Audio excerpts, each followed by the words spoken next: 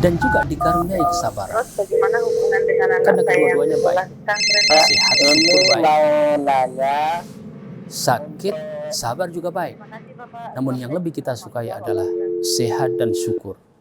Assalamualaikum warahmatullahi wabarakatuh. Alhamdulillah hamdan katsiran thayyiban mubarakan fi kama yuhibbu rabbuna wa yarda. Pemirsa Fatwa TV, alhamdulillah nih kita jumpa lagi sore hari ini, hari Selasa pukul 16 ya, jam 4 sore di program acara live interaktif Tarbiyah Islamiyah. Apa tuh Tarbiyah Islamiyah? Ya, Tarbiyah Islamiyah ini sudah mulai dari sejak bulan Syawal insyaallah ya. Kalau nggak salah bulan Syawal, iya bulan Syawal lalu. Dan program ini diasuh oleh Al-Ustadz Nafi Zainuddin Hafizahullah Ta'ala. Nah seperti itu. Nah untuk bisa bergabung atau menanyakan persoalan seputar mengenai pendidikan anak, menempuh pendidikan, jenjang pendidikan, persoalan permasalahan anak-anak kita di pondok, di perkuliahan atau apapun itu, bisa ditelepon atau di nomor telepon 021 212 32 333. Kami ulang ya, 021 212 32 333. Saat ini terhubung di koneksi kantor pusat Fatwa TV di Jakarta. Namun Ustaz Nafi Zainuddinnya posisi ada di Jawa Tengah ya namanya, Temanggung, insya Allah di Jawa Tengah ya. Mari kita sapa Ustadznya. Ya, Assalamualaikum Ustadz. Assalamualaikum warahmatullahi wabarakatuh. Apa kabar, Bang Ki? Alhamdulillah Ustadz. Senang bisa ketemu lagi kita hari ini. Alhamdulillah. Alhamdulillah. Gimana kabarnya sehat Ustadz? Sehat-sehat, alhamdulillah. Wah. Nih kami curiga nih, Ustadz kayaknya sedang memandang gunung atau gimana itu, Temanggung atau gimana gitu. Bagaimana Ustadz? Sedang memandang layar Fatwa TV. Oh Masya Allah, Alhamdulillah. Ya Ustadz, Alhamdulillah kami berbahagia sekali sudah Ustadz bersedia meluangkan waktu untuk menjawab pertanyaan persoalan yang dilontarkan oleh pemirsa atau jamaah yang atas kepercayaan mereka terhadap Fatwa TV dan di program acara Tarbiyah Islamiyah ini. Dan kami sangat bersyukur dan berterima kasih, bersyukur kepada Allah, berterima kasih pada Ustadz mau sempat-sempatnya di tengah waktu-waktu sibuknya mendirikan pondoknya, merintis pondok ya Ustadz di sana ya Ustadz, betul Ustadz? Semoga saya nggak salah. Alhamdulillah. Apa namanya pondoknya Ustadz? Menara Al-Quran. Oh, Menara Al-Quran, Masya Allah. Nah itu pemirsa ya. Manaratul Quran dalam bahasa Arab. Apa Ustadz? Apa Ustadz kalau namanya? Manaratul Quran. Manaratul Quran, Masya Allah. Nah itu pemirsa ya. Baiklah pemirsa Fatwa TV dan pendengar radio. Ada 8 radio yang merelay langsung acara ini. Kita sebutin radionya. Radio yang tergabung di RTVC yaitu MDFM Probolinggo, Radio Al-Hikmah Banyuwangi, Radio Tuah FM Riau. Kemudian Radio Amuba Pangkal Pinang, Radio Sago FM Sumatera Barat, lantas Radio Gema FM Bontang, Albina AM Bekasi, lantas terakhir Radio Madinah Caruban. Lah itulah radio 8 radio yang merelay langsung acara ini. Nah, begitu. Ustadz masih tergabung? Alhamdulillah. Baik, Ustadz, iya Ustadz. Ya. Ini begini Ustadz. Kita akan menghadapi besok ya. Semoga benar ya, dan kita bisa merasakan Allah mentakdir kita masuk di bulan Hujul Hizan ya insya Allah besok ya Pak Ustadz ya. Nah lantas apa hikmah atau makna yang tergantung pelajaran terutama bagi kaum muda yang sedang menuntut pendidikan, yang sedang berjuang ingin menuntut ilmu syar'i, terus di bulan Zulhijjah ini, dan di sini ada pelajaran-pelajaran penting yang tentunya Ustadz ya, hikmah-hikmahnya. Monggo Ustadz di-share kepada kami ilmunya gitu. Barakallahu lakum. Ya Mas Poki, kita di bulan Dzulhijjah, satu di antara bulan-bulan yang Allah Subhanahu wa Ta'ala tetapkan. Iya. Dan dalam hitungan tahun ini bulan yang terakhir ya, dalam hitungan tahun Qamariyah. Qamariyah ya. Yang ke-12 bulan yang ke-12 ya, yang ke-12. Dan di dalamnya ada hari-hari yang terbaik sepanjang tahun terbaik. Ya. Kalau ada malam-malam yang terbaik yaitu di 10 hari terakhir bulan Ramadan ya. Maka ada hari-hari yang terbaik sepanjang tahun yaitu 10 hari yang pertama di bulan Dzulhijjah. Masya Allah. Ya. Ya, dan kalau bulan Dzulhijjah kita selalu mengingat Nabiullah Ibrahim alaihi salatu wassalam, ya. Dan dalam masalah tarbiyah, tarbiyah yang sangat agung telah ditunjukkan oleh Nabi kita Nabiullah Ibrahim alaihi salatu wassalam, ya. Baik beliau sebagai seorang nabi dalam berdakwah, ya, ataupun beliau dalam mentarbiyah keluarga, karena kalau dakwah itu kan mentarbiyah umat secara umum, maka ada juga tarbiyah yang dilakukan oleh beliau alaihi salatu wassalam terhadap keluarga, yaitu terhadap istri-istrinya dan juga terhadap putra-putranya. Ya. Kita ingat benar bagaimana seorang Nabiullah Ismail alaihissalatu wassalam, ya, yang berada di dalam tarbiyah nabawiyah dalam usia yang begitu kecil, ya, masih disebutkan di dalam Al-Quran, ya. Falamma balagha ma'hu sa'i, ya. Ada percakapan di sana, ya, ada percakapan yang menggambarkan betapa itu adalah bagian dari hasil tarbiyah seorang nabi kepada putranya, yaitu Ismail, ya, ketika Nabiullah Ibrahim alaihissalatu wassalam mengatakan, ya bunayya inni ra'aitu fil manami anni adbahuka, ya, fangdur madza tara, ya. Wahai putraku, aku melihat di dalam mimpiku, ya, bahwa aku menyembelih dirimu, maka bagaimanakah pendapatmu, ya. Masya Allah, masih menanya. Dan ya, Ismail alaihissalatu wassalam, ya, menyambut percakapan ini. Artinya perintah itu tidak begitu saja terlaksana, akan tapi dimulai dengan sebuah percakapan yang Masya Allah, dan dijawab dengan jawaban yang luar biasa oleh Nabiullah Ismail alaihissalatu wassalam, ya. Ya abati if'al ma tu'mar satajiduni insyaallahu mina as-sabirin, ya. Ya. Wahai bapakku, laksanakanlah apa yang telah diperintahkan Allah kepadamu, maka engkau akan dapatkan diriku insyaallah termasuk orang-orang yang bersabar, ya. Dan kita tahu bahwasanya Nabiullah Ibrahim alaihissalatu wassalam, ya, menempuh berbagai perjalanan, ya, dalam dakwah beliau, ya, dan bagaimana kemudian Allah Subhanahu wa taala mengkaruniakan dua putra yang merupakan nabi-nabi yang terbaik, yaitu Nabi Ishak, ya, melalui Sarah, dan juga Nabi Ismail melalui Hajar yang kemudian menurunkan Nabi kita Muhammad sallallahu alaihi wasallam. Ya. Alhamdulillah Ustaz, Masya Allah Ustaz, seperti itu, ya, begitu peristiwa yang mengharukan sekali, dan dengan luar biasa Nabi Ibrahim masih meminta pendapat anaknya, ya. Begitu bahwa orang tua harus menghargai pendapat anak, ya, itu sudah pelajaran, ya Ustaz, ya, tarbiyah Ustaz, ya, Masya Allah. Baik Ustaz, ini alhamdulillah sudah langsung disambut oleh penelpon Ustaz, boleh kita tanggapi Ustaz? Baik, bismillah, insyaallah. Bismillah. Assalamualaikum Fatwa TV. Assalamualaikum Fatwa TV. Waalaikumsalam. Waalaikumsalam. Dengan Ibu siapa? Di mana? Suaranya boleh lebih lantang, ya Bu? Iya, ini Ibu Sari dari Kerinci, Riau. Dari Riau, Ibu siapa namanya?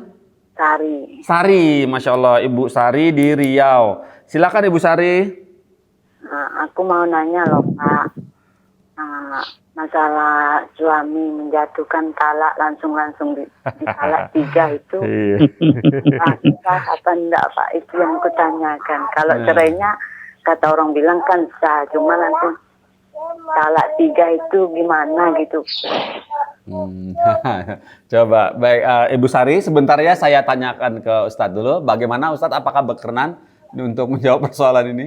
Ya, baik Ibu Sari di Kerinci Riau ya, Masya Allah, Kerinci Riau. jauh cukup ya, jauh Kerinci Riau. Beberapa kali saya juga pernah sampai di sana. Waduh. Tapi pertanyaannya nanti Insya Allah dijawab sama Ustadz yang lain ya. Baiklah. Bu Sari, nah ya Ibu Sari, kami memohon maaf Ibu, di Fatwa TV sudah dikelompokkan Ibu kategori pertanyaan. Nah sore ini nih kebetulan qadarullah bahwa pertanyaan harus seputar pendidikan anak atau pendidikan gitu ya Bu, jenjang pendidikan. Nah kalau permasalahan keluarga, talak, cerai itu biasanya itu dilontarkan pada hari Senin jam 8 malam oleh Dr. Musyafaat Darini, atau bisa juga ke hari Rabu jam 8 malam kepada Ustadz Syafiq, Dr. Syafiq Basalama, atau bisa juga hari Kamis pukul 4 sore bersama Ustadz Dr. Sufyan Baswedan. Itu insya Allah masih boleh. Nah begitu Ibu, monggo Ibu, insya Allah kita bertemu lagi ya Bu ya. Assalamualaikum. Alhamdulillah. Baiklah. Ustadz sambil menunggu penelpon yang berikutnya masuk, Ustadz, boleh saya bacakan Ustadz yang dari sosial media? Baik, alhamdulillah ini ada beberapa pertanyaan yang cukup menarik. Coba kita lihat. Nah ini Ustadz, ini dari Fauzan, Ustadz, dari Fauzan di Jawa Tengah. Bismillah, Ustadz Nafi, saya ingin bertanya dalam hal mendidik anak. Apakah diperkenankan menghukum anak dengan menyuruhnya, dalam garis miring, memaksanya membaca Al-Quran beberapa halaman? Tujuannya agar anak terbiasa disiplin dan terbiasa membaca Al-Quran. Dan apakah diperkenankan untuk memarahi anak usia 7 tahun untuk mendirikan sholat? Karena anak masih malas-malasan ketika diperintah untuk sholat. Jazakumullah khairan, Ustaz. Barakallahu fikum. Ya. Ya baik, pertanyaan seputar menghafal Al-Quran dan melatih untuk melaksanakan salat bagaimana diperintahkan oleh Nabi kita Muhammad SAW. Ya, pertama bahwasanya menghafal Al-Quran itu sebagian ulama mengatakan hukumnya adalah sunnah dan sebagian mengatakan hukumnya adalah fardu kifayah. Namun kita tidak ragu bahwasanya menghafal Al-Quran adalah kunci ilmu. Ya. Kunci ilmu, ya. Para ulama membuka perjalanan mereka di dalam menuntut ilmu dengan menghafal Al-Quran. Juga para ulama kita, ya, Al-Imam Al-Hanafi, Al-Imam Ahmad, Al-Imam Asy-Syafi'i, Al-Imam Malik, dan banyak sekali kita dapatkan bagaimana di usia-usia kecil mereka sudah menghafal Al-Quran. Sehingga apabila ada kesempatan yang baik untuk menghafal Al-Quran, tentunya kita tidak sia-siakan. Ya. Kemudian apakah boleh kita menghukum anak ya dengan memaksa untuk membaca atau menghafal Al-Quran? Disebutkan di dalam berbagai nasaih para ulama, di antaranya adalah adabul alim wal muta'allim, ya. Disebutkan di sana bahwasanya kalau seorang yang diajarkan Al-Quran itu termasuk kategori yang al-balid, ya. Al-balid itu artinya susah dia, ya, susah untuk menghafal Al-Quran. Ya. Maka cukup diajarkan kepadanya untuk menghafal ayat-ayat yang bisa digunakan untuk melakukan sholat. Ya. Oh, gitu, Ustaz, ya. Ya, tetapi kalau kita melihat potensi yang lain di dalam kitab tersebut disebutkan misalnya kalau anaknya itu adalah zaki atau cerdas, ya, mampu menghafal Al-Quran, maka diberikan Al-Quran secara keseluruhan. Artinya, ya kalau bisa menghafal 30 juz, kenapa tidak? Masya Allah. Ya, sebagaimana ketika salah seorang sahabat Zaid, ya, waktu itu masih kecil, dibawa oleh kaumnya di hadapan oleh Rasul Shallallahu Alaihi Wasallam, ya. Kemudian beritakan kepada Rasul Shallallahu Alaihi Wasallam, ya Rasulullah, Zaid ini mampu menghafal ayat demikian dan demikian, ya. Maka kata Nabi Shallallahu Alaihi Wasallam, diarahkannya untuk mempelajari bahasa orang Yahudi saat itu. Ya, kata Nabi SAW, fa innila amanu ala kitabihim. Ya. Maka kata Zaid, fata'allamtuhu, ya, maka aku mempelajarinya 15 atau 14 yauman hatta haddaqtuhu. Ya, aku mempelajarinya dalam waktu kurang lebih 2 minggu atau 15 hari sampai aku benar-benar mendapatkan semuanya. Artinya Nabi Shallallahu Alaihi Wasallam melihat potensi yang ada pada beliau radhiyallahu taala anhu. Nah, anak kita lihat, ya, kemudian kita ajarkan Al-Quran, baik tahsin ataupun hifadz, menghafal Al-Quran, ya, sebisa mungkin sampai pada 30 juz, ya, dengan bacaan yang baik, ya. Dan dalam prosesnya kadang-kadang seperti itu, kadang-kadang harus dipaksa, ya, kadang-kadang dipaksa. Para ulama menyebutkan memaksa dalam hal ini tentu saja memaksa tetap dalam pengertian edukatif, ya. Memaksa dalam pengertian edukatif itu boleh, diperbolehkan, ya. Jadi dipaksa untuk misalnya menghafalkan ayat tertentu, menghafalkan surat tertentu, menghafalkan target tertentu, ya. Coba tadi diperhatikan kalau istilah dalam bahasa Arab itu furuk fardiyah. Furuk fardiyah ini perbedaan masing-masing.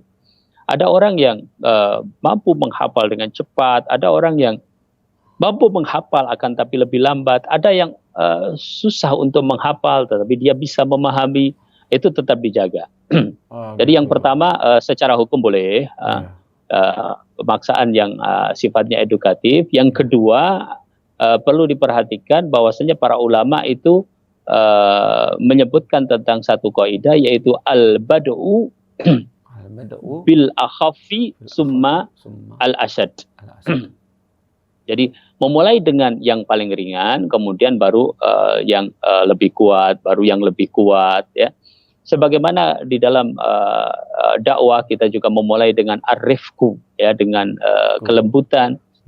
Baru kalau tidak bisa dengan cara yang lain, dengan cara yang lain. Seperti itu secara umum dalam masalah tarhib atau targhib.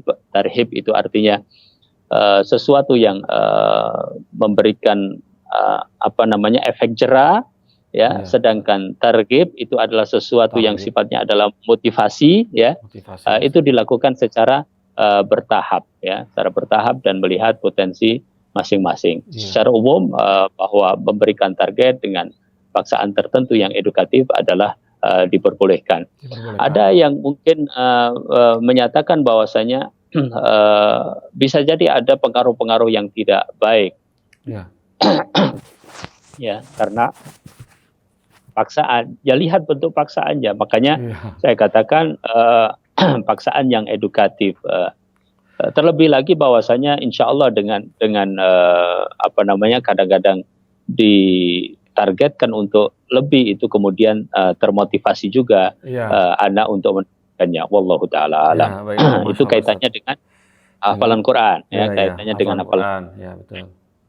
Baik, Ustaz. Kemudian tadi yang kedua, yang berikutnya, Mas Wongki, masalah sholat tadi kan? Iya, jadi masih malas gitu sholatnya, jadi sering dimarahi dia. Boleh, ya, dimarahin, atau ya, dipukul gitu. Bagaimana yang mukulnya, model seperti apa mukulnya gitu? Nggak ditinju gitu, Ustaz. Mukul edukatif. Mukul istri aja mukul edukatif, ya. Iya. Pakai guling kalau itu, ya. Astagfirullah. Iya, Ustaz. Ya, jadi marah itu juga ada batas-batasnya. Tentu saja yang namanya marah dijauhi yang pertama kali, ya. Karena apa? Karena Rasulullah SAW memberikan wasiat kepada seorang untuk menjauhi marah, ya. Ketika minta nasihat kepada Nabi SAW, ya Rasulullah, ausini, ya kan, berikanlah wasiat kepadaku, kata Nabi SAW, la taghdab, ya.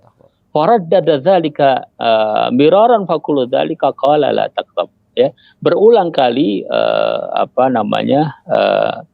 sahabat ini meminta wasiat kepada Nabi SAW, dan nampaknya Nabi SAW melihat orang ini perlu untuk mengendalikan kemarahannya karena temperamen mungkin, ya. Maka setiap diminta Nabi SAW menunjukkan la taghdab.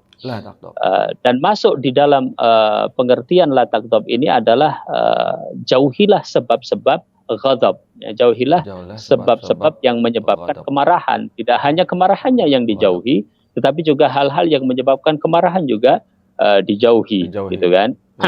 Ya. Nah, apakah marah dalam hal ini diperbolehkan? Secara umum marah itu terbagi menjadi dua, ya. Ada marah yang terpuji dan marah yang tidak terpuji. Marah yang terpuji adalah marah dalam perkara yang benar, ya, dalam perkara yang benar. Nabi Musa alaihissalatu wassalam misalnya ketika pulang mendapatkan kaumnya melakukan kesyirikan, ya, maka dikatakan di dalam Al-Quran ghadbana asifa, ya, dalam keadaan marah, ya, menyayangkan apa yang terjadi, ya, gitu. Demikian juga Rasul Shallallahu Alaihi Wasallam beberapa kali mendapatkan para sahabat radhiyallahu anhum ajma'in, ya, yang melakukan sesuatu bertentangan dengan syar'i. Misalnya dalam perang Hunain itu meminta agar senjata-senjatanya digantungkan kepada pohon tertentu untuk mendapatkan berkah di situ. Maka Nabi Shallallahu Alaihi Wasallam, ya, marah. Jadi marah dalam keadaan demi kebenaran fillah, karena untuk Allah Subhanahu wa taala tentu saja boleh. Maka dalam masalah karena anak masih malas melakukan sholat, kemudian marah, itu ya marah dalam keadaan benar, tetapi perlu dijaga tadi adab-adabnya, jangan sampai kemudian kita juga melampaui batas di dalam kemarahan tersebut sehingga keluar dari maksud. Kan maksud marah itu kan untuk mendidik, ya kan? Maksud marah untuk tujuan tertentu mendidik, yang baik, ya. Tujuan tertentu. Maka kalau sudah keluar, ya nanti keluar juga maksud pendidikan yang diinginkan. Sebagaimana seorang qadhi, ya, seorang qadhi tidak boleh memutuskan dalam keadaan marah, kan gitu, ya. Jadi perlu dijaga adab-adab di dalam masalah ini. Wallahu taala. Masya Allah, Ustaz. Baik, Ustaz. Jazakallah, Ustaz. Tapi Ustaz, ada yang penasaran saya, Ustaz. Itu yang anak yang ketika seorang anak yang tadi membaca Quran tadi dipaksa untuk bisa membaca Quran. Tapi bagaimana dengan mengiming-imingi hadiah untuk anak ini, nanti kalau kamu hafal 4 juz, nanti saya ayah kasih ini, hafal juz kelima, ayah kasih ini, ya, itu gimana, Ustaz? Jadi dengan hadiah, ya, gitu, itu bagaimana? Termasuk targhibnya. Kalau tadi itu sifatnya adalah tarhib, ya, tarhib itu tadi yang sifatnya hukuman, sedangkan memberikan hadiah itu termasuk yang targhib, ya, memberikan motivasi, ya. Boleh saja, ya, karena ya pemberian hadiah untuk tidak jauh dari ini adalah lomba menghafal Al-Quran dan ada hadiahnya, tidak jauh dari itu. Oh iya, Masya Allah. Alhamdulillah, ya, jadi boleh ya, Ustaz, ya, boleh. Alhamdulillah. Baiklah, Ustaz, ini tadi itu pertanyaan dari Mas Fauzan, semoga dapat dipahami dan menyaksikan acara ini, insyaallah. Baiklah, Ustaz, ini pernyataan berikutnya dari Mbak sepertinya, ya. Nita Ayu Ghosani. Nita Ayu Ghosani, panggilannya Ayu. Wanita, lahir tahun 97, pekerjaan seorang guru di Jakarta, Ustaz. Bismillah, Assalamualaikum warahmatullahi wabarakatuh, Ustaz Taufik. Semoga Ustaz dijaga oleh Allah Azza wa Jalla. Afwan, Ustaz, ana seorang guru di salah satu sekolah. Dari awal kuliah sampai saat ini ana hanya mengikuti kemauan orang tua saja. Sejujurnya ana tidak ingin menjadi guru dalam bidang tersebut, karena kemampuan Ana sangat minim dalam mengajar. Ana lebih senang berdagang dan lebih fokus belajar tahsin. Karena sejujurnya Ana kepingin jadi guru ngaji aja. Nah, titik. Terus kemudian, namun orang tua tidak mengizinkan Ana mengambil keputusan tersebut, sehingga dalam menjalankan tugas sebagai guru dalam bidang tersebut, Ana merasa tidak nyaman dan tertekan. Dan orang tua juga menyuruh Ana untuk menjadi guru PNS juga, Ustadz. Nah, hal apa yang harus Ana lakukan agar bisa ikhlas menjalani kemauan orang tua Ana, walaupun Ana sama sekali tidak ada kemauan untuk menjadi PNS? Jazakallahu khairan, Ustadz, mohon pencerahannya. Begitu. Baik. Barakallahu fikum. Ya. Pertama, bahwasanya hakikatnya kita melakukan sebuah amalan, ya. Apabila dilakukan dengan ikhlas, maka insya Allah ada manfaatnya. Apapun faktor yang melatar belakanginya. Sehingga lakukanlah amalan-amalan kita itu dengan ikhlas kepada Allah Subhanahu wa Ta'ala, sehingga insya Allah bermanfaat di dunia dan di akhirat. Yang kedua, masalah mengajar. Secara umum, mengajar adalah pekerjaan yang baik, ya, dan sedekah dengan ilmu, ya. Selama ilmu itu bermanfaat bagi Islam dan kaum muslimin, maka itu baik-baik saja. Ya. Yang berikutnya, bahwasanya tadi beliau mempertanyakan dan mengungkapkan bahwasanya sesungguhnya punya keinginan besar untuk menjadi guru ngaji, ya. Iya. Ini Masya Allah, luar biasa. Masya Allah. Luar biasa, karena Rasulullah SAW mengatakan, khairukum man ta'allamal Qur'ana wa 'allamahu. Sebaik-baik kalian adalah yang belajar Al-Qur'an dan mengajarkannya. Ya. Belajar Al-Qur'an, mengajarkan Al-Qur'an, sesuatu yang merupakan amalan soleh. Ya. Masuk kepada poin yang dipertanyakan, bahwa sesungguhnya yang dilakukan selama ini di luar keinginannya, ya. Yes. Artinya hanya menuruti kemauan orang tua. Dalam hal ini sesungguhnya berbakti kepada kedua orang tua selagi bukan dalam perkara maksiat dan masih mungkin. Ya, ini perlu kita garis bawahi, ya. Selagi dalam perkara yang ma'ruf, yang baik dan masih mungkin dilakukan, maka itu adalah masuk di dalam berbakti kepada kedua orang tua secara umum, ya, yaitu perintah Allah Subhanahu wa Ta'ala. Wa qadha rabbuka alla ta'budu illa iyyah wa bil walidaini ihsana. Ya. Dan Allah Subhanahu wa Ta'ala perintahkan, ya, agar kalian tidak menyembah kecuali Allah dan berbuat baik kepada kedua orang tua. Jadi selama perkara-perkara duniawi, termasuk dalam hal ini pekerjaan, itu masih mungkin dilakukan dan tidak bermudarat kepada diri seseorang, dan perkaranya adalah ma'ruf, baik, maka termasuk berbakti kepada kedua orang tua. Hanya ada catatan berikutnya, bahwasanya nampaknya yang dipertanyakan lebih dari itu mungkin. Artinya sudah menjadi sesuatu yang berat, ya, sesuatu yang berat bagi yang bersangkutan, ya, bagi yang bersangkutan. Perlu diketahui juga oleh orang tua bahwasanya tidak ada hak bagi orang tua untuk memaksa anaknya, ya, memilih kuliah tertentu atau pekerjaan tertentu, ya. Tidak ada hak sampai sejauh itu, ya. Oh, gitu. Selagi yang dipilih oleh anak itu adalah sesuatu yang baik juga, artinya bukan sesuatu yang haram, ya. Bukan sesuatu yang bermudarat bagi jiwanya, bukan sesuatu yang bermudarat bagi agamanya, maka tidak ada paksaan, ya. Boleh anak menentukan sesuatu, dan tidak harus di dalam hal ini, anak mentaati kedua orang tua, ya. Bisa dipahami, ya. Jadi tidak ada ketentuan untuk itu. Namun tadi sebelumnya sudah saya katakan, ya, sebelumnya sudah dikatakan sebagaimana dijelaskan oleh para ulama bahwasanya selagi perkara duniawi itu mungkin dan tidak bermadharat bagi anak bersangkutan, maka apabila ia melakukannya itu termasuk berbakti kepada kedua orang tua.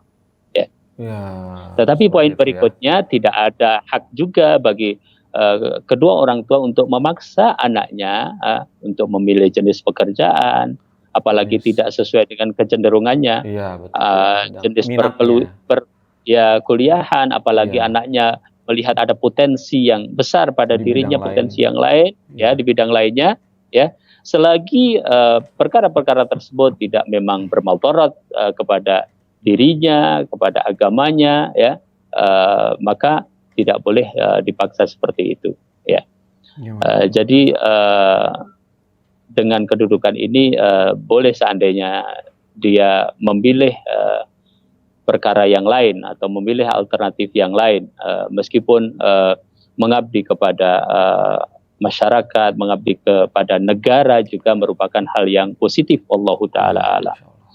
Masya Allah, Ustaz, jazakallah Ustaz. Jadi yang boleh disimpulkan, yang boleh saya coba simpulkan di sini adalah bentuk berbakti kepada orang tua bagi orang tua yang memaksakan kepada satu anak adalah dengan jenis pekerjaan tertentu, dengan jurusan pendidikan tertentu, selama itu tidak membawa mudarat kepada Allah. Seperti itu, Ustaz, ya?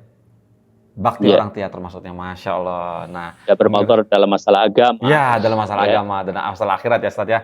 Masya Allah, Ustaz.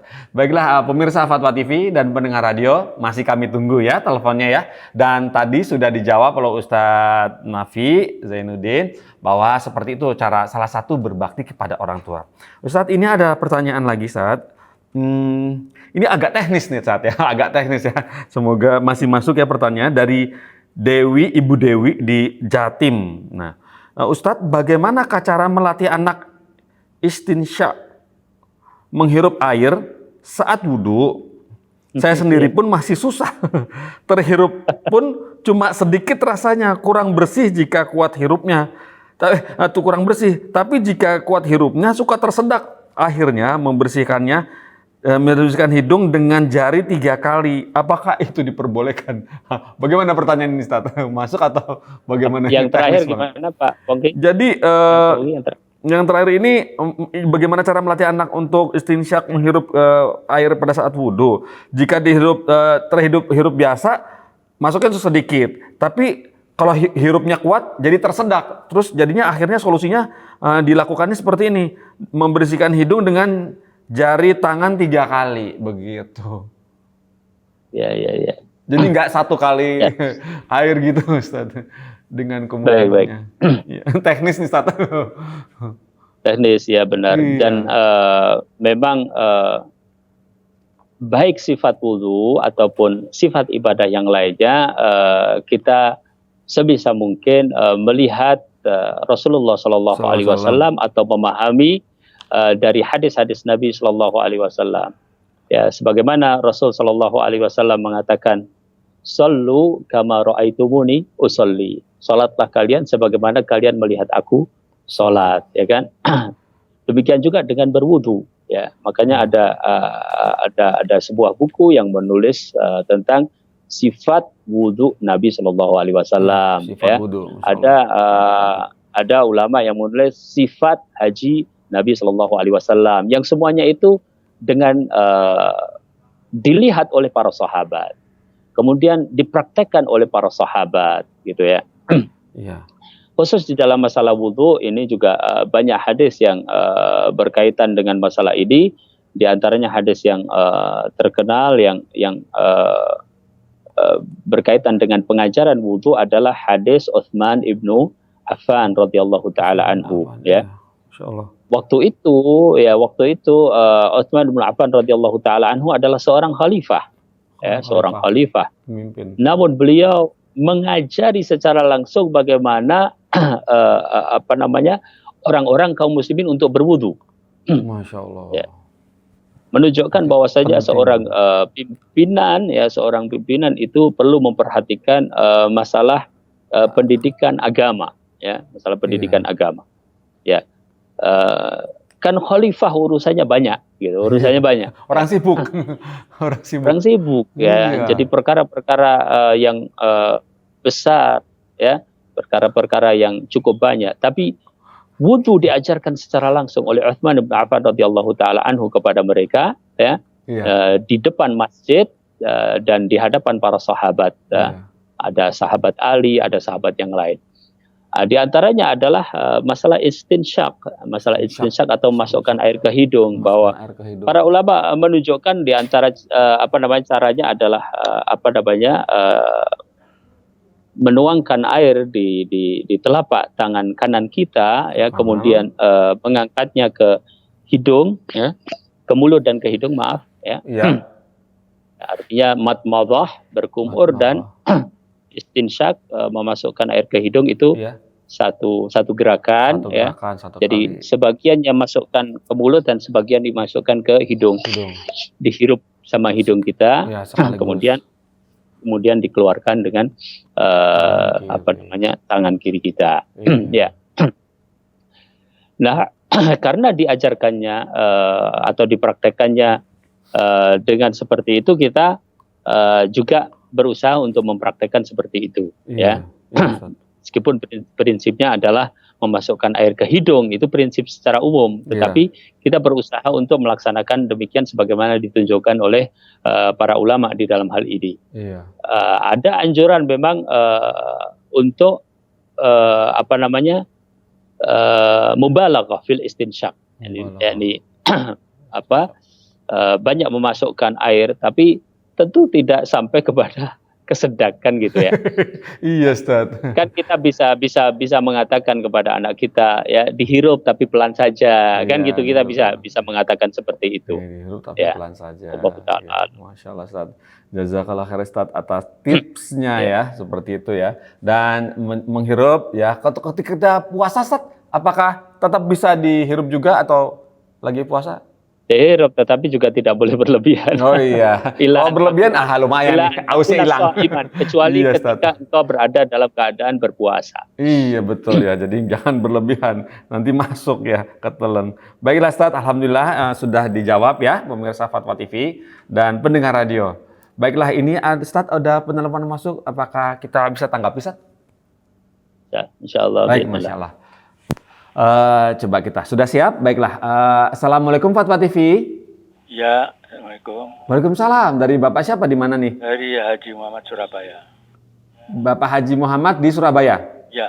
Masya Allah. Ya, silakan Pak Muhammad. Ya. Iya. Oh ya Pak Muhammad, tolong televisinya volumenya dikecilkan, boleh ya? Pertanyaan Ustaz. Iya, itu televisinya bunyi tuh Ustaz. Itu apa Pak Muhammad? Oh, ditekankan ya? Dikecilkan, ya, betul, dikecilkan volumenya. Jadi bicara dengan Ustadz melalui telepon saja. Ya, Ustadz. Siap. Ya. Kalau seseorang itu menjadi imam sholat, kemudian diberi silakan. Honor oleh pengurus atau takmir.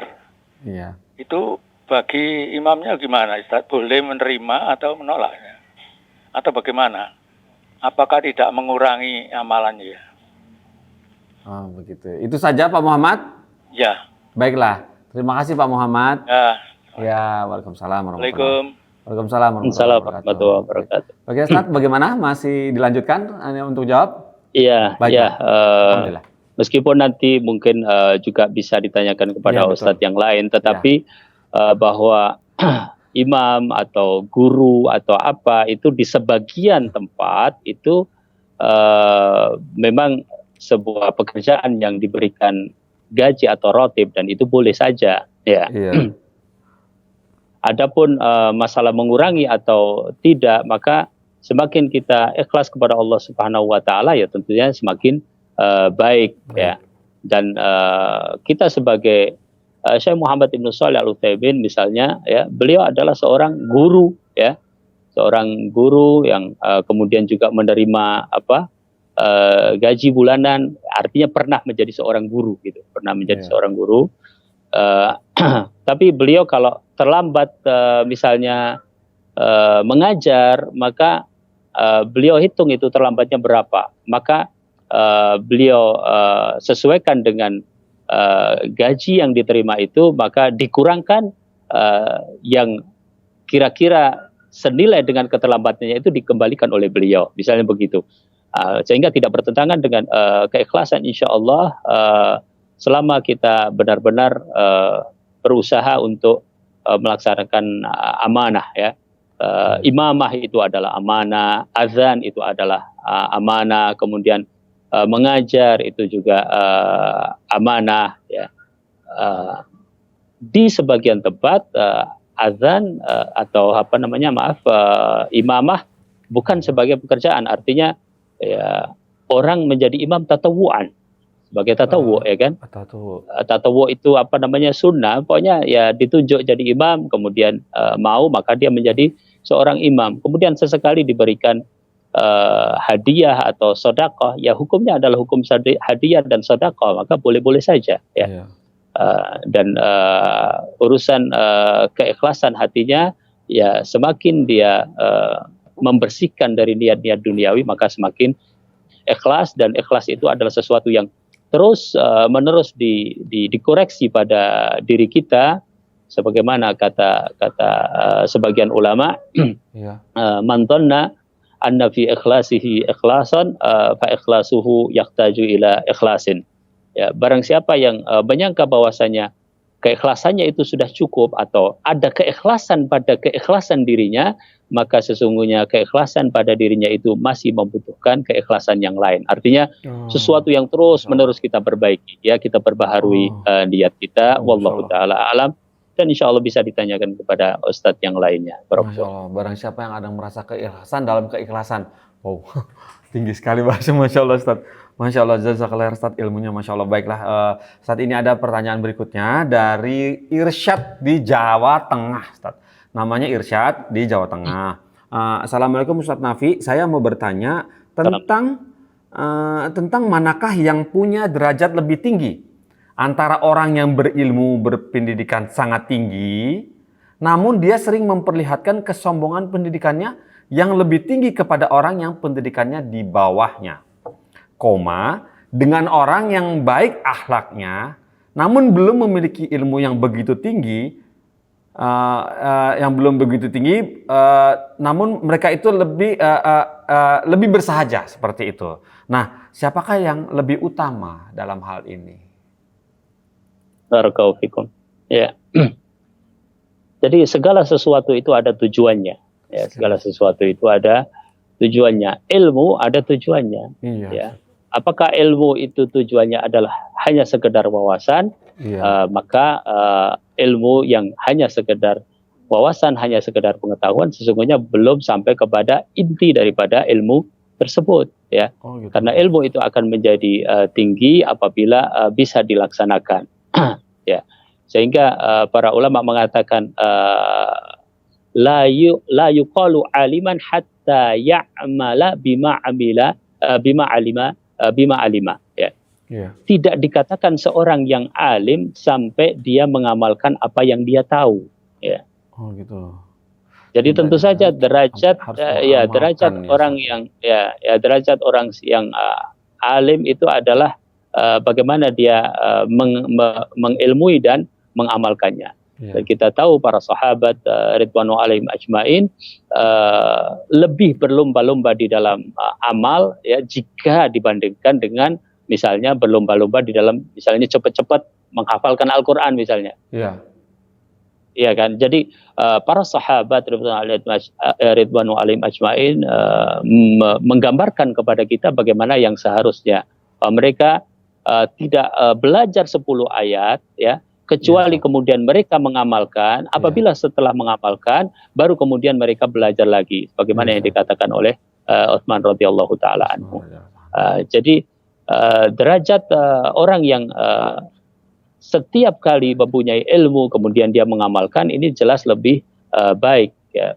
Bahkan dikhawatirkan ya, dikhawatirkan adalah orang-orang yang tidak mengamalkan ilmunya adalah tasyabuh kepada orang-orang Yahudi, ya, gitu. yaitu orang-orang yang tahu kebenaran tetapi tidak melaksanakan kebenaran. Apalagi ada indikasi-indikasi, misalnya dia berbangga dengan ilmunya. Tidak satu pun yang ada di dalam diri seseorang berupa kebaikan kecuali adalah karunia Allah Subhanahu wa taala, ya. Kalau kita perhatikan surat Al-Kahfi itu, ya. Surat Al-Kahfi itu seluruhnya secara lengkap surat Al-Kahfi itu bercerita tentang berbagai fitnah. Berbicara tentang berbagai fitnah, berbagai ujian, ya. Ujian yang pertama adalah ujian masa muda, ya, sehingga dapatkan para pemuda yang bisa selamat dari fitnah masa muda, sehingga mereka menjadi ashabul kahfi itu. Kemudian yang kedua adalah ujian harta, ya, ujian harta yang diwakili oleh para pemilik kebun, ya. Kemudian yang ketiga yang kaitannya dengan ilmu, diwakili dengan kisah Nabi Musa dengan Nabi Khidir, ya, Nabi Musa dan Nabi Khidir. Dan kita tahu bahwa diceritakan bagaimana awalnya Nabi Musa alaihissalatu wassalam, ya, setelah memberikan penjelasan kepada umatnya dengan penjelasan yang begitu masuk ke dalam kalbu mereka, sehingga salah seorang di antara mereka mengatakan, wahai Musa, adakah orang yang lebih alim daripada dirimu, ya? Maka Nabi Musa alaihissalatu wassalam menjawab dengan ilmu yang ada pada diri beliau. Setahu Nabi Musa bahwa tidak ada orang yang lebih alim dari beliau alaihissalatu wassalam. Nah, dan khususnya adalah berkaitan dengan syariat Allah saat itu, ya, karena beliau adalah seorang nabi yang mendapatkan wahyu Allah Subhanahu wa taala. Pun demikian Allah Subhanahu wa taala memberikan kepada Nabi Musa satu ibrah, ya, bahwa ada di sana orang yang lebih alim dalam hal tertentu, bukan dalam segalanya. Bukan berarti Nabi Khidir lebih alim daripada Nabi Musa dalam segala hal, tidak. Tapi dalam masalah tertentu diketahui oleh Nabi Khidir, belum diketahui oleh Nabi Musa. Maka Nabi Musa dengan serta-merta kemudian melakukan perjalanan ilmiah. Kemudian fitnah yang keempat adalah fitnah kekuasaan, ya, diwakili dengan cerita Dzulqarnain, ya, dalam surat Al-Kahfi. Jadi segala karunia, baik kesehatan, masa muda, ya, harta, kemampuan ilmu, kemampuan kekuasaan, itu semuanya dari Allah Subhanahu wa taala, ya. Kalau tadi ada sebuah indikasi, walaupun karena masih perlu dilihat lagi, ya, sebuah indikasi bahwasanya orang berbangga dengan ilmunya cenderung merendahkan orang lain. Ya, ini dikhawatirkan nanti terjadi penyerupaan kepada orang-orang Yahudi yang hanya sibuk dengan pengetahuan, akan tapi tidak sibuk dengan amalan. Wallahu taala alam. Masya Allah, Ustaz. Ya, Ustaz. Alhamdulillah seperti itu, ya, hakikat dari ilmu, ya, pengetahuan ilmu. Baiklah, saat ini ada pertanyaan berikutnya dari Mas atau Bapak Sony di Padang. Bapak Sony ingin menanyakan seperti ini. Assalamualaikum warahmatullahi wabarakatuh, Ustadz Nafi. Ustadz, Ana sedang menempuh pendidikan S2 di salah satu perguruan tinggi di kota Ana, di Padang. Pertanyaannya adalah bidang studi Ana yang merupakan bagian dari politik. Jadi Ana mesti mengikuti perkembangan politik. Bagaimana Ana harus menyikapinya? Bidang studi Ana ini mempelajari ilmu filsafat dan Ana tahu kesesatannya. Lalu pernyataan soal kitab suci, fiksi, dan lain-lain, orang tersebut akan dijadikan rujukan dalam ilmu tersebut. Dan Ana tinggalkan syubhatnya. Apa yang Ana lakukan? Apakah sudah benar atau salah ini, Ustadz? Mas Sony di Padang. Nah, udah Sony di Padang. Seperti itu. Ya, kalau sudah kuliah, cepat selesai kuliah, nanti belajar ilmu agama. Begitu, Ustadz, ya? Oh iya. Gimana tuh, Ustadz? Ilmu filsafat, Ustadz? Iya, jadi Pak Spongki, bahwasanya hukum ilmu filsafat secara umum ya, wallahu taala alam, karena filsafat ini kan sebenarnya kalau diambil dari akar katanya ya, kata orang ya, maka artinya adalah hikmah, kan gitu. Oh gitu ya, Masya Allah. Ya, hikmah artinya adalah hikmah, tetapi hikmah mana, kan gitu ya. Kadang-kadang orang memasukkan dalam pengertian hikmah bisa bermacam-macam ya. Sehingga ada lagi nanti kalau kita bicara secara hukumnya, nanti orang bicara lagi bagaimana dengan filsafat Islam.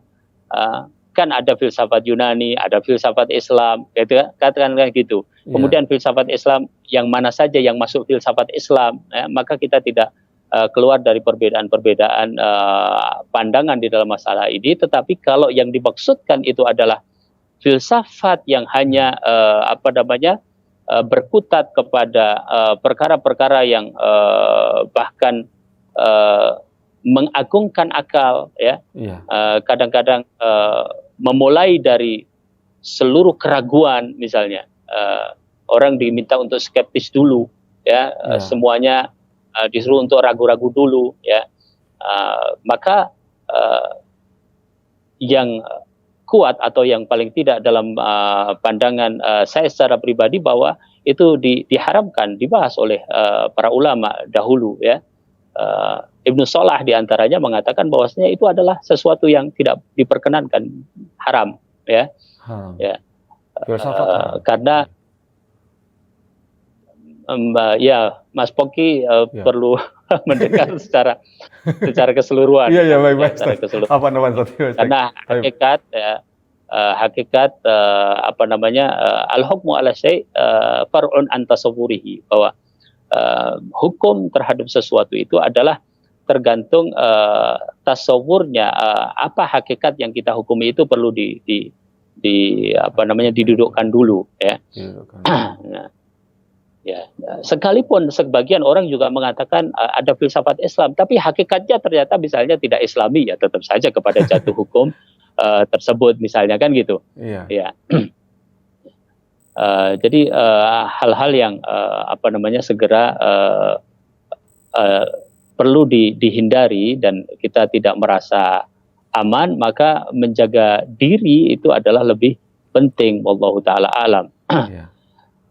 Ya, cuma begini, jadi tadi saya katakan misalnya kita nggak tahu dia misalnya sudah akhir semester atau apa, ya sudah segera selesaikan kuliahnya, belajar agama lagi, dan insya Allah ilmu politik itu juga ada hal-hal yang positif, ya.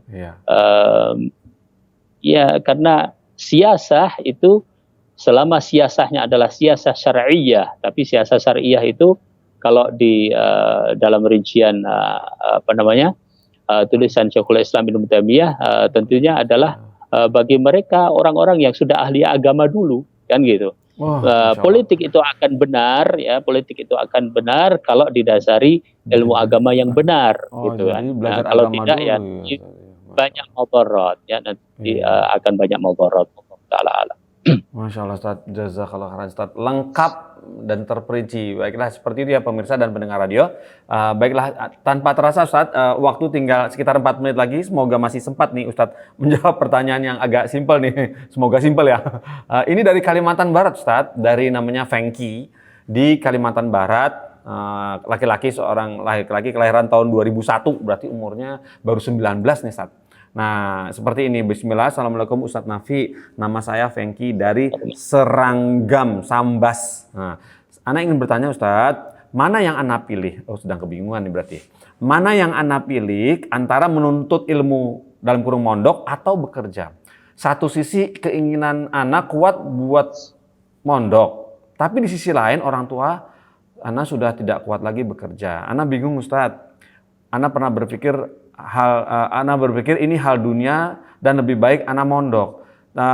Tapi Ana kasihan sama orang tua Ustadz. Mohon bantuan pemilihannya ini Ustadz. Kita masih ada waktu sekitar 4 menit. Monggo Ustadz. Barakallahu fiik. Ya. Memang yang kan ini sesuatu yang perlu diprioritaskan secara kewajiban dahulu. Ya. Sekarang kalau dia punya kedua orang tua, ya, kemudian tidak ada yang menanggung mereka kecuali dia seorang, maka itu adalah yang paling wajib bagi dia. Ya. Tadi kan beliau mengatakan sudah tidak kuat bekerja. Orang tuanya. Ya, kedua orang tuanya. Ya, artinya kalau sudah tidak kuat bekerja, kemudian tidak ada penghasilan, kemudian juga tidak ada yang menafkahi keduanya, maka yang paling utama adalah bagaimana dia memberikan bantuan dalam bentuk nafkah kepada orang tuanya yang merupakan kewajiban bagi dirinya saat ini, ya. Saat ini. Ya, yang kedua, kalau ada kesempatan untuk ya bisa dua-duanya, tentu itu yang lebih penting, ya. Jadi intinya jawabannya adalah yang paling wajib yang kita dahulukan, ya. Yang paling wajib yang kita dahulukan. Seperti seorang menyelamatkan jiwanya, setelah selamat kemudian dia belajar ilmu din, ya. Ya, itu yang harus dilakukan, ya, kan begitu. Jadi berdasarkan prioritas kewajiban, wallahu taala alam. Masya Allah, Ustaz. Ya, Masya Allah. Ini waktu semoga ada ini sedikit, Ustaz, ada pertanyaan agak teknis sedikit, Ustaz. Semoga kita masih punya waktu 3 menit. Dari Nur Hidayanti Nuhung, perempuan. Dari Jawa Barat, 2 menit, Masya Allah. Baiklah, ini Ustaz ada pertanyaan. Bismillah, Assalamualaikum warahmatullahi wabarakatuh. Ustaz Nafi, saya mau bertanya terkait larangan safar wanita tanpa mahram. Jika safarnya dengan uzur ingin menuntut ilmu, bagaimana, Ustaz? Ya, menuntut ilmu belum uzur buat dia, apalagi masih bisa dilakukan dengan cara yang lain. Iya, online, ya. Ustaz. Online. Iya, sekarang aja online kita. Masya Allah, Ustaz. Alhamdulillah. Alhamdulillah, Ustaz. Ya, itulah pemirsa Fatwa TV dan pendengar radio. Itulah dari pertanyaan dari Nuhung dan penjelasan Ustaz tadi dan fatwanya Ustaz tadi adalah mengakhiri acara perjumpaan kita di live interaktif Tarbiyah Islamiyah. Ustaz, kami sangat berterima kasih atas waktu yang diluangkan ya bersama pemirsa Fatwa TV, pendengar radio, juga kru Fatwa TV yang sangat banyak insya Allah menarik pembelajaran dari Ustadz. Semoga dapat melekat di hati kita dan kita laksanakan, diamalkan gitu, Ustadz, ya. Tidaklah harus dikatakan berilmu seolah belum malah mengamalkan ilmunya. Begitu ya, Ustadz, ya. Maaf ya, Ustadz. Boleh gitu ya. Ambil sedikit. Ya, Ustadz, kalau oke. Oh, Masya Allah, Ustadz. Ya, selamat menikmati pemandangan gunung, Ustadz, di Temanggung, ya. Baiklah, kami berpisah dulu dengan pemirsa, Ustadz, ya. Boleh, Ustadz, ya. Insya Allah pekan depan masih mau meluangkan, Ustadz, waktu di ini. Insya Allah, alhamdulillah, bismillah, baiklah. Tuh, pemirsa Fatwa TV dan pendengar radio, Ustadz masih insya Allah berkenan untuk meluangkan waktunya berbagi ilmu dengan kita-kita di sini, ya. Baiklah, untuk itu kita akhiri acara ini dengan kafaratul majelis. Subhanakallahumma wa bihamdika asyhadu an la ilaha illa anta astaghfiruka wa atubu ilaika. Wassalamualaikum warahmatullahi wabarakatuh. Dan juga dikaruniai kesabaran. Terus bagaimana hubungan dengan anak Karena saya yang kedua-duanya baik. sekolah Sehat, syukur baik. Mau nanya, Sakit, sabar juga baik. Terima kasih, Bapak. Namun yang lebih kita sukai adalah sehat.